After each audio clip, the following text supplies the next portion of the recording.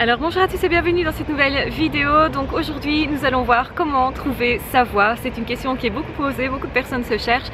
Et comment trouver justement ce qui nous fascine, ce qui nous branche, ce qui nous motive tous les jours. J'ai déjà donné une forme de réponse. C'est évidemment regarder ce qui vous motive, ce qui vous branche, ce qui vous fascine. En fait ce qui vous donne la niaque. Ce que vous considérez comme étant peut-être dangereux, peut-être que ça crée des peurs, et bien quand vous avez peur, ça veut dire que ça parle de vous. Donc n'ayez pas peur d'avoir peur, tout simplement dites-vous, ok, si j'ai peur justement de cette chose-là, c'est peut-être que je dois mettre ça dans ma vie. Donc pensez-y, qu'est-ce qui vous enflamme? Qu'est-ce qui vous motiverait tous les matins de vous lever justement? Qu'est-ce qui vous plaît au point que vous ne voyez pas le temps passer? Qu'est-ce qui fait que vous avez envie de vous réaliser tous les jours, de partager? Quel est votre rêve? Si vous imaginez votre vie idéale, quelle serait-elle? Dans quoi est-ce que vous seriez? Est-ce que vous feriez plusieurs choses? Peut-être que justement, vous ne savez pas quelle est votre voie parce que vous êtes bloqué par rapport à plusieurs choix. Vous êtes face à plusieurs choix, alors pourquoi choisir? Donc ça veut dire qu'effectivement, vous allez devoir regarder ce qui est prioritaire, mais ça ne veut pas dire que vous mettez nécessairement définitivement ces choses-là de côté, les autres choses qui sont aussi vos rêves en fait. Vous n'êtes pas obligé de choisir.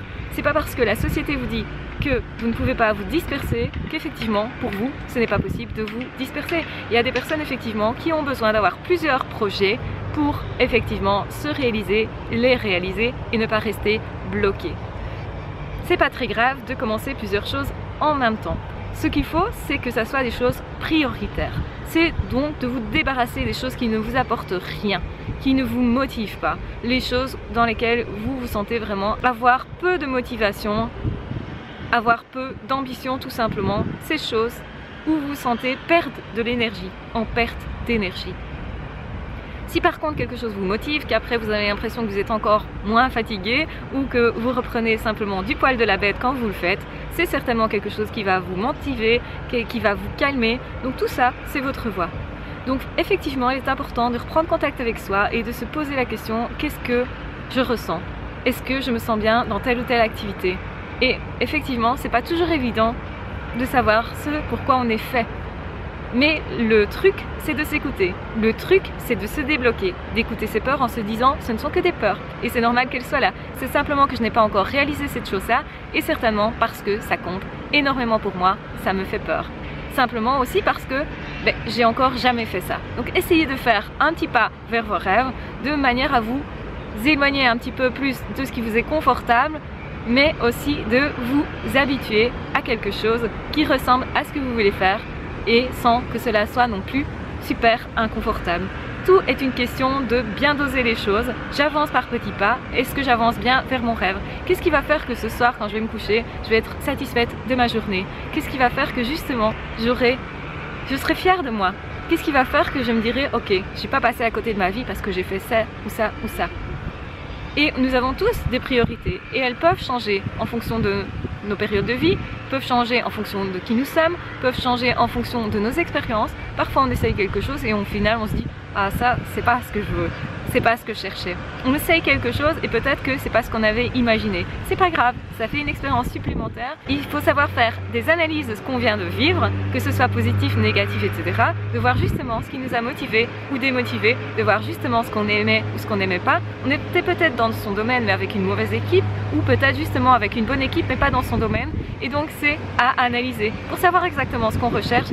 Parce que plus vous savez ce que vous cherchez, plus vous avez de chances de l'obtenir et d'être au bon endroit, au bon moment, tout simplement parce que vous aurez choisi de vous mettre face à une bonne personne, face à une bonne situation, face à quelque chose qui vous défiait, face à quelque chose qui est vraiment vous. Mais posez-vous la question continuellement, qu'est-ce que je ressens? Non pas comment je dois faire pour ceci ou cela, je vais l'analyser de façon froide, de façon intelligente, non. Fiez-vous à ce que vous ressentez. Et c'est pour ça que être hypersensible, c'est plutôt pas mal pour être en accord avec ses rêves. C'est un des gros atouts de l'hypersensibilité. Donc moi je vous le dis, soyez hypersensible, prenez mesure de ce que vous ressentez, écoutez-vous profondément et là vous allez trouver votre voie. De toute façon, vous avez l'occasion de faire des erreurs, des essais et des erreurs. C'est important, c'est comme ça qu'on se place sur son chemin. On a de toute façon la possibilité justement de rectifier le tir si on n'est pas sur le bon chemin, si on n'a pas fait des bons choix. Ce qui est important, c'est de faire des choix, de ne pas rester statique, d'oser faire quelque chose justement pour avoir de quoi analyser les choses et d'avoir une certaine finesse aussi dans cette analyse pour reprendre, se remettre en place sur le chemin, un chemin qui nous conviendra mieux en tout cas. Donc n'oubliez pas que la vie est faite d'expériences et d'expériences multiples. Il n'est pas grave de se tromper. Ce qui est important, c'est de ne pas vous laisser dérouter, de ne pas vous culpabiliser de vous être perdu en chemin. C'est tout à fait humain, tout à fait normal. Ça fait aussi une belle expérience, une expérience que vous aurez plaisir peut-être un jour à partager, une expérience de laquelle vous allez potentiellement un jour rire, même si c'est pas le cas actuellement. Pensez-y.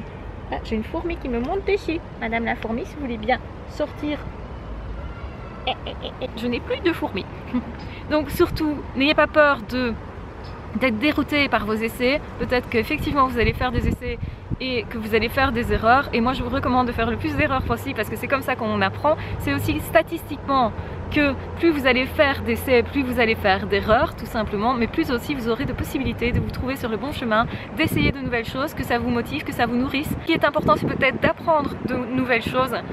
Même si c'est que temporaire, c'est pas très grave, vous allez quand même en retirer quelque chose. Donc moi je vous recommande de vous arrêter à chaque étape et de regarder ce que vous avez retiré de telle ou telle expérience, qu'est-ce que ça signifie pour vous.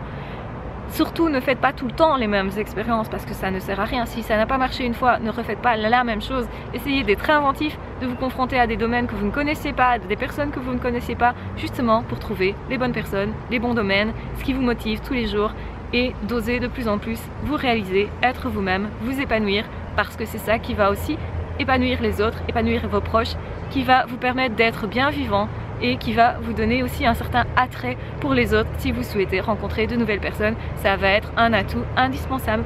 Donc je vous embrasse très fort, je vous aime très fort, surtout prenez bien soin de vous et on se retrouve très vite dans d'autres vidéos ou dans d'autres podcasts. À ciao, bye bye.